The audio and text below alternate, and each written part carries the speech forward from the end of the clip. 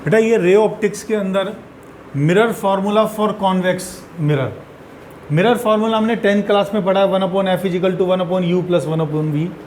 लेकिन अब उसे हम डिराइव करेंगे। तो डिराइव करने के लिए क्या क्या करेंगे? सबसे पहले कॉन्वेक्स मिरर बनाएंगे। किससे बनाएंगे? कंपास की हेल्प से। अब जब कंपास से बनाओगे तो आपके पास पूरा सर्किल बनेगा, तो मिरर वाला हिस्सा छोड़ के बाकी हम डॉटेड लाइन से शो करेंगे। अब जब कंपास से बनाओगे तो आपको इसका सेंटर मिल जाएगा, उसे इस मिरर के लिए सेंटर ऑफ कर्वेचर कहेंगे। मिरर का जस्ट मिडिल पॉइंट ये हमारा पोल हो गया, मिरर का जस्ट मिडिल पॉइंट हमारा पोल हो गया। पोल को सेंटर ऑफ कर्वेचर से ज्वाइन करेंगे और लाइन को एक्सटेंड करेंगे। पोल और सेंटर ऑफ कर्वेचर का जस्ट मिडिल पॉइंट हमारा फोकस है। जितने भी डेरिवेशन है रे ऑप्टिक्स के अंदर, मिरर फार्मूला, आर और एफ में रिलेशन, स्फेरिकल सरफेस के लिए फार्मूला, वो सारे छोटे एपर्चर के लिए ही वैलिड हैं। मतलब अगर मिरर इतना बड़ा है तो उसके लिए हम फार्मूला डिराइव नहीं कर सकते, छोटा ही है, ये ध्यान रखना आपको। मिरर का साइज छोटा है, इसे लिखते हैं इफ़ एपर्चर इज स्मॉल, तो वो हमें ध्यान रखना है और उसे आगे एप्लीकेबल कराएंगे। ऑब्जेक्ट किधर होगा? ऑब्जेक्ट हमेशा पॉलिश सरफेस की तरफ होगा। तो कोई भी ऑब्जेक्ट मैं कहीं भी दिखा दूंगा, ये मैंने दिखा दिया ऑब्जेक्ट ए भी। अब मुझे इसकी इमेज बनानी है, हमें मालूम है पैरेलल रे चलाएंगे, वो कहाँ से पास होगी? फोकस से। तो ये फोकस से पास करा देंगे इस रे को, ये फोकस से रिफ्लेक्ट बैक होगी। अगर आप अपनी आई को यहाँ रखेंगे तो ऐसा लगेगा जैसे ये रे फोकस से आ रही है, तो पैरेलल फोकस। अब फोकस से पास कराएंगे, ये इस रे को अलाउ करूँगा तो ये फोकस से पास हो जाएगी, तो जो फोकस से पास होती है वो पैरेलल हो जाती है। तो पैरेलल फोकस, फोकस पैरेलल। अब ये दोनों रियल रिफ्लेक्टेड रे हैं, रियल में रिफ्लेक्ट हो रही हैं और रियल में कभी कट ही नहीं करेंगी। अगर ये रियल कट कर जाती तो रियल इमेज फॉर्म होती, तो रियल कट ही नहीं कर रही है। तो इनको पीछे हम अगर एक्सटेंड करें, ये पीछे एक्सटेंड किया, इसे भी पीछे एक्सटेंड किया, तो ये दोनों यहाँ पर कट करती फील हो रही हैं। तो यहाँ इमेज फॉर्म हो जाएगी ए डैश बी डैश, ये हमारी इमेज हो गई ए डैश बी डैश। अब हमें क्या करना है? मिरर फार्मूले के लिए ट्राइंगल्स सॉर्ट आउट करने हैं, ट्राइंगल छांटने हैं जो सिमिलर हों। सिमिलर ट्राइंगल का मतलब होता है ऐसे ट्राइंगल जिनके तीनों एंगल इक्वल होते हों। तो इसमें ट्राइंगल छांटने, देखिए मैं छांटने बताता हूँ आपको। एक ट्राइंगल मुझे ये नज़र आ रहा है और दूसरा ये नज़र आ रहा है, क्योंकि एपर्चर जब स्मॉल होगा ना, एपर्चर छोटा होगा तो ये आपको कर्व नज़र नहीं आएगा। एपर्चर छोटा है तो मतलब ये मिरर का साइज़ छोटा है, इतना सा साइज़ है, सिर्फ मिरर का इतना सा साइज़ है, तो ये आपको लगभग स्ट्रेट लाइन नज़र आएगा। और स्ट्रेट लाइन नज़र आएगा तो ये 90 डिग्री हो जाएगा। ये 90 डिग्री ऑलरेडी है ही। और देखिए कुछ इस तरह का फिगर बन गया। ये मैं अगर बनाऊँ, ये F है, ये B डैश, ये A डैश, ये P, इसको मैंने मान लिया T पॉइंट कह दिया, तो फिगर हो गया F B dash A dash और F P T, कुछ ये हो गया। ये एंगल तो कॉमन हो गया दोनों में, ये एंगल तो दोनों में कॉमन है, इस वाले ट्राइंगल में और इस वाले ट्राइंगल में दोनों में कॉमन एंगल है। ये 90 डिग्री दोनों में इक्वल हो गया। अगर दो एंगल इक्वल हो गए तो तीसरा तो अपने आप इक्वल होना ही है। और अगर किसी दो ट्राइंगल के तीनों एंगल इक्वल हो जाते हैं, वो तो सिमिलर ट्राइंगल हैं। तो इसके बिहाफ में मैं लिख सकता हूँ triangle F B dash A dash, F B dash A dash is similar to triangle F T P. और अगर ट्राइंगल सिमिलर हो गए तो सिमिलैरिटी की कंडीशन होती है इक्वल एंगल के सामने वाली साइड्स का रेशो इक्वल करना है। इक्वल एंगल के सामने वाली साइड का रेशो इक्वल करना है। जैसे मान लीजिए पहले छोटा वाला ट्राइंगल चूज किया और ये एंगल ले लिया हमने, ये वाला एंगल, इस एंगल के सामने वाली साइड है ए डैश बी डैश।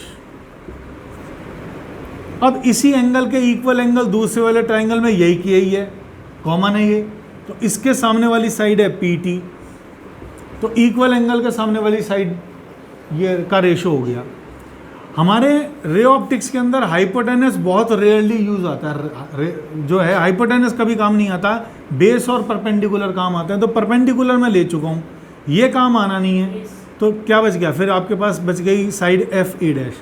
पहले छोटे वाले ट्रायंगल की साइड ऊपर लिखी है तो इसका ध्यान रखेंगे कि छोटे वाले ट्रायंगल की साइड ही ऊपर लिखेंगे एफ ए डैश। अब ये जो है एफ ए डैश है ये इस एंगल के सामने वाली साइड है और इसी एंगल के इक्वल एंगल दूसरे वाले ट्रायंगल में ये है, तो इसके सामने वाली साइड हो गई पी एफ। तो ये इक्वल एंगल के सामने वाली साइड के रेशो को हमने इक्वल कर दिया, इसको मैंने कह दिया इक्वेशन नंबर 1। तो देखिए इक्वेशन नंबर 1 हमने इन दोनों ट्रायंगल्स को, एक ट्रायंगल ये और एक ट्रायंगल ये, इनको सिमिलर प्रूव करके ले लिया। दूसरा ट्रायंगल, एक ट्रायंगल ये और दूसरा ट्रायंगल ये, अगर इसका मैं नाम रख देता हूं क्यू, तो एफ पी क्यू, एक तो हो गया एफ पी क्यू और दूसरा हो गया एफ ए बी। ये दो ट्रायंगल भी सिमिलर हो गए।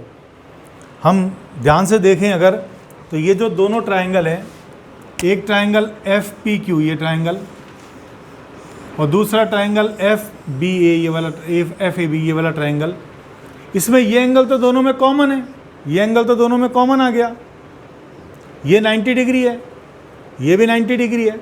और अगर दो ट्रायंगल के दो एंगल इक्वल हो जाए तो तीसरा तो अपने आप इक्वल हो ही जाता है, तो ये भी सिमिलर है। और इनमें अगर मैं सिमिलैरिटी की कंडीशन लगा दूं, सिमिलर का ये साइन होता है, ये सिमिलर का साइन है, तो अगर मैं इनके लिए सिमिलैरिटी की कंडीशन लगा दूं तो इक्वल एंगल के सामने वाली साइड का रेशो इक्वल करना है। तो मैंने पहले छोटा वाला ट्रायंगल ले रहा हूँ, इस एंगल के सामने वाली साइड है पी क्यू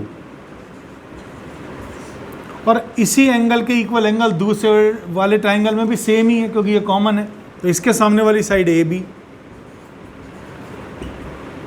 ये साइड हमने ले ली, हाइपोटेनस हमें लेना नहीं है तो बच गई ये साइड, कौन सी साइड, एफ पी एफ। तो ये इस एंगल के सामने वाली साइड है पी एफ, पी एफ ये साइड हो गई इस एंगल के सामने वाली, और इसी एंगल के इक्वल एंगल दूसरे वाले ट्रायंगल में ये, और इसके सामने वाली साइड कितनी हो गई, इसके सामने वाली साइड हो गई ए एफ।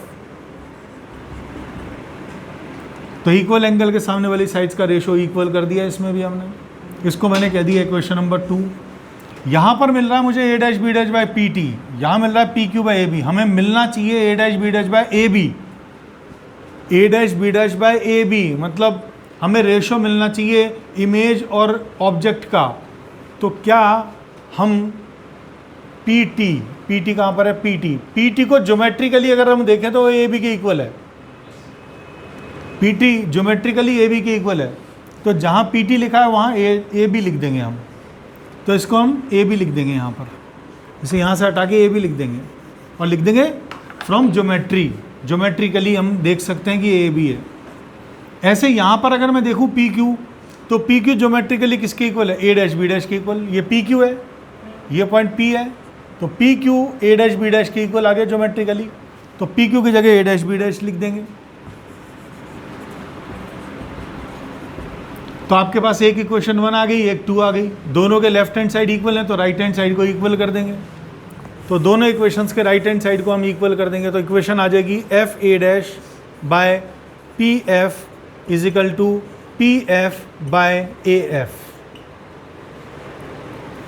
आपके पास ये इक्वेशन आ गई। देखिए बेटा थोड़ा सा साइन कन्वेंशन रूल भी हम पढ़ लेते हैं। साइन कन्वेंशन रूल कहता है कि जो भी ऑब्जेक्ट है उससे मिरर की डायरेक्शन को पॉजिटिव मानो, ये फर्स्ट रूल है, ऑब्जेक्ट टू मिरर की डायरेक्शन पॉजिटिव मानो। सेकंड रूल है कि हमेशा डिस्टेंस पोल से मेजर करनी है, चलना पोल से है, मतलब P से F, P से A, इस तरह से चलना है, हमेशा हम सारी डिस्टेंस पोल से मेजर करेंगे। अगर पोल से सेम डायरेक्शन में चलेंगे पॉजिटिव में, इधर की तरफ चलेंगे तो पॉजिटिव, और पोल से अपोजिट डायरेक्शन में चलेंगे तो नेगेटिव, चलना पोल से है। ये हमारा साइन कन्वेंशन रूल है। थर्ड रूल है कि अगर प्रिंसिपल एक्सेस से ऊपर की डायरेक्शन हो तो पॉजिटिव, और प्रिंसिपल एक्सेस से नीचे की डायरेक्शन हमें नेगेटिव लेनी है। तो अगर मैं उस रूल को यहाँ अप्लाई करूँ, P आ रहा है, हाँ जी P आ रहा है, यस, लेकिन यहाँ P नहीं आ रहा, चलना पोल से है, तो मुझे पहले इसे P में कन्वर्ट करना पड़ेगा। एफ ए डैश में P नहीं आ रहा, P डालना पड़ेगा। तो एफ ए डैश क्या है, एफ ए डैश ये है, तो एफ ए डैश को मैं कह सकता हूँ P F minus P A dash. P आ गया, इसमें ऑलरेडी P है, इसमें ऑलरेडी P है, इसमें भी P नहीं है। AF को क्या लिख सकते हैं? AF को लिख सकते हैं PA प्लस PF। तो सब में P आ गया। अब देखिए चलना P से है, P से F की तरफ, P से F की तरफ मतलब पॉजिटिव, तो इसको लिखेंगे प्लस F। फोकल लेंथ है ये, इसे फोकल लेंथ कहते हैं, फोकस की distance P to F minus sign PA dash, P से A डैश की तरफ, P से A डैश पॉजिटिव डायरेक्शन, और इसे इमेज डिस्टेंस कहते हैं।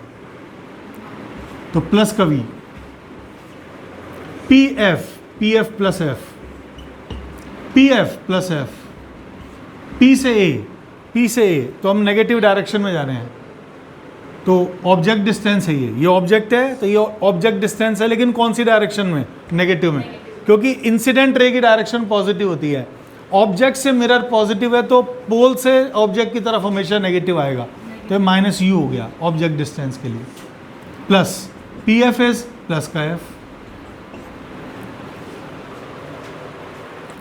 देखिए इसके बाद इसे क्रॉस मल्टीप्लाई करेंगे, इन दोनों को आपस में मल्टीप्लाई करेंगे, इनको आपस में। तो पहले मैं इसको इससे मल्टीप्लाई करता हूँ, F को U से तो माइनस UF, F को F से तो प्लस F स्क्वायर, फिर ये माइनस V है, माइनस V को माइनस U से तो प्लस का UV, फिर माइनस V को F से तो माइनस का VF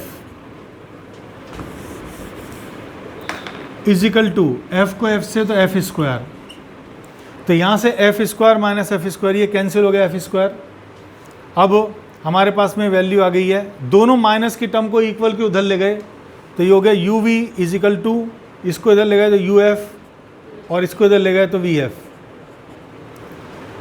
इसके बाद पूरी इक्वेशन में UVF का डिवाइड किया, UVF इधर, UVF इधर, UVF इधर, UV से UV कैंसिल, UF से UF कैंसिल, VF से VF कैंसिल, तो यह आ गया 1/F is equal to 1/V plus 1/U। ये आपका मिरर फार्मूला डिराइव हो गया। इसमें एक चीज़ ध्यान रखना, हमने इसे 90 डिग्री माना है, और 90 डिग्री तभी मान सकते हैं जब एपर्चर स्मॉल है, मतलब मिरर का साइज छोटा है।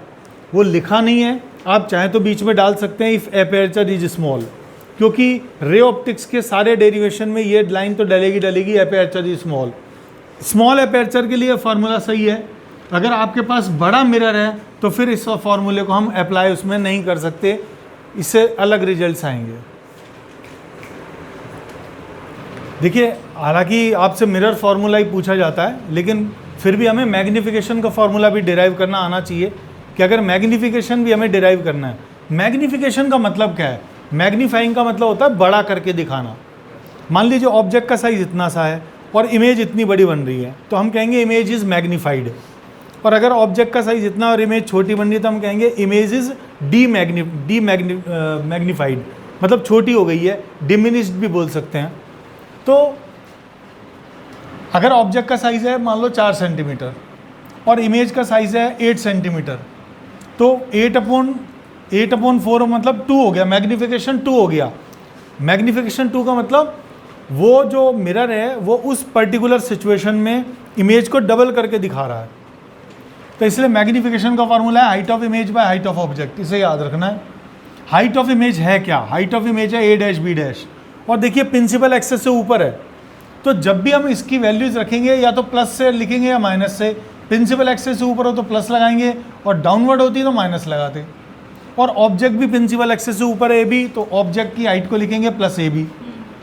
अब आपने कोई भी एक जो आपने इक्वेशंस बनाई थी A dash B dash by AB की 2 इक्वेशन है, कोई सी एक इक्वेशन उठा लिया आपने। A dash B dash by AB मैंने एक उठा ली इक्वेशन, वो था PF बाई AF। अब मैंने इसे लिखा PF, और AF को लिखा था आपने पोल की फॉर्म में PF प्लस PA। अब देखिए PF की जगह हम रख सकते हैं, PF की जगह हम रखेंगे प्लस F, PF की जगह प्लस F, और PA की जगह हम रखेंगे PA माइनस U। अब चूंकि ये 2 टर्म्स आ रही हैं, तो मैं एक काम करता हूँ, कुछ देर के लिए A dash B dash by AB को रेसिप्रोकल कर लेता हूँ उल्टा थोड़ी देर के लिए, A B by A dash B dash, ये आ गया हमारा F minus U upon F, इसको रेसिप्रोकल कर लिया, थोड़ी देर के लिए कर लिया, फिर वापस सही कर लेंगे। एफ का इसमें डिवाइड किया तो आ गया F by F minus U by F, F by F का मतलब 1 माइनस यू बाई एफ। तो देखिए हमारे पास में A B by A dash B dash निकल के आ गया 1 माइनस यू बाई एफ, और हमें पता है 1 बाई एफ, ये 1 बाई एफ है, 1 बाई एफ को लिख सकते हैं 1 upon U plus 1 upon V, mirror फार्मूले से। तो ये आ गया 1 माइनस यू को इससे मल्टीप्लाई किया तो यू बाई यू, और इसको इससे किया तो minus U by V, U by U cancel, तो ये 1 आ गया, 1 माइनस 1 0, तो ये हमारा A B by A dash B dash आ गया माइनस यू बाई वी। और हमें मैग्निफिकेशन हमें ध्यान है वो है plus A dash B dash by A B, height of image by height of object, मतलब इसका उल्टा वापस करना पड़ेगा। बीच में हमने इसलिए इसे रेसिप्रोकल किया था क्योंकि नीचे 2 टर्म आ रही थी, उसको सॉल्व करने के लिए हमने उल्टा कर दिया था। अब वापस इसको रीअरेंज कर देंगे तो ये आ जाएगा माइनस वी बाई यू। तो मैग्निफिकेशन का फॉर्मूला आ गया माइनस वी बाई यू। याद कैसे रखना है इसको कि मिरर फार्मूले में तो प्लस साइन आता है, लेकिन मैग्निफिकेशन आता है minus V by U. V का मतलब इमेज डिस्टेंस, यू मतलब object distance. Thank you for watching the video.